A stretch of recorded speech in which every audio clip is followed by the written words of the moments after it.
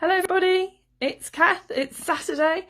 I hope you're all well. The sun is shining. Ian's out mowing the neighbour's lawn, and we're doing fine. So I hope you're all well and staying safe, and enjoying some of the space and the time to live life slightly differently, maybe slightly more slowly. I'm doing something that I have put off for a very long time. So I'm going to have to turn the camera because I've not quite worked out how to flip it while I'm videoing. So that's next week's lesson. But have a quick look at this. You can probably see there's an awful lot. I hope you can see that. There's an awful lot of mess in my lounge. Apologies for the bad camera work. That's because I am clearing out my study. Yay! Victory. It's not going all that brilliantly, I have to confess, but look, here is my desk. I hope you can see that. My desk is clear. There's still quite a lot that has got to be sorted, but at least my desk is clear. And there's this other bookcase here. So I think that's going to keep me busy for a while. And hopefully it will be really productive and I shall feel that I have achieved something wonderful at the end of it.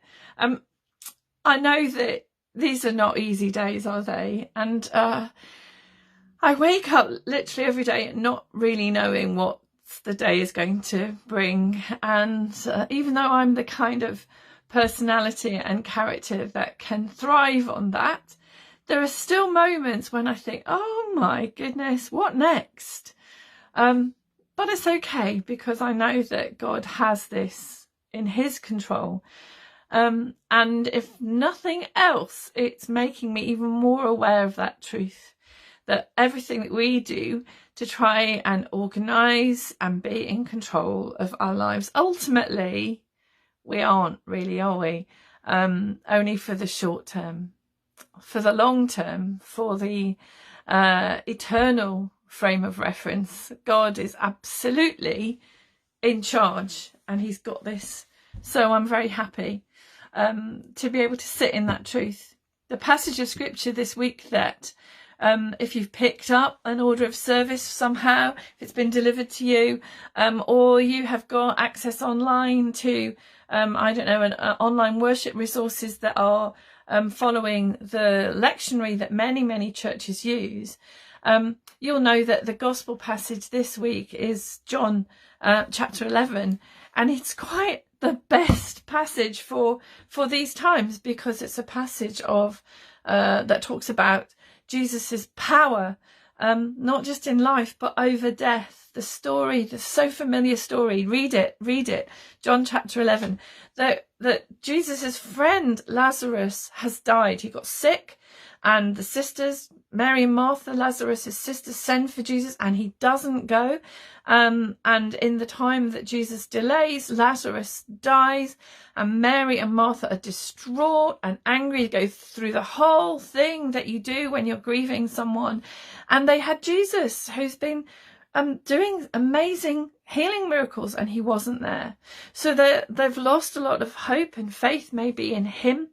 And Jesus finally goes to say, and he says to his followers, well, I'm going now because actually now I get the chance to show something even more important about God and his calling on me. And when he gets there, he has these interesting conversations with the two sisters, and there's so much to talk about in them. But he basically says, what's the kind of one thing that's holding you together? And they both really, in a sense, I think, realize that that's him, that he's the one thing that's holding them together. And Martha says to him, you're it, Lord. You're the hope that we have. You're the one sent from God. And Jesus has entered fully into their emotions. He's wept with them. And then he says, right, okay, well, this is the most important thing here. I am the resurrection and the life. Whatever is going on, I am the resurrection and the life. And he goes to Lazarus's tomb. He stands at the entrance and he calls out, Lazarus, come out. And the guy, who's been dead for 4 days, and he comes out dressed in his grave clothes. And he is alive again. Goodness me, he's on my list as one of the top 10 people I want to have a conversation with when finally I get to be in heaven, because I want to know, what was he like? Was he asleep? Where was he? All those wonderful kind of questions, those theological questions that we ponder at times.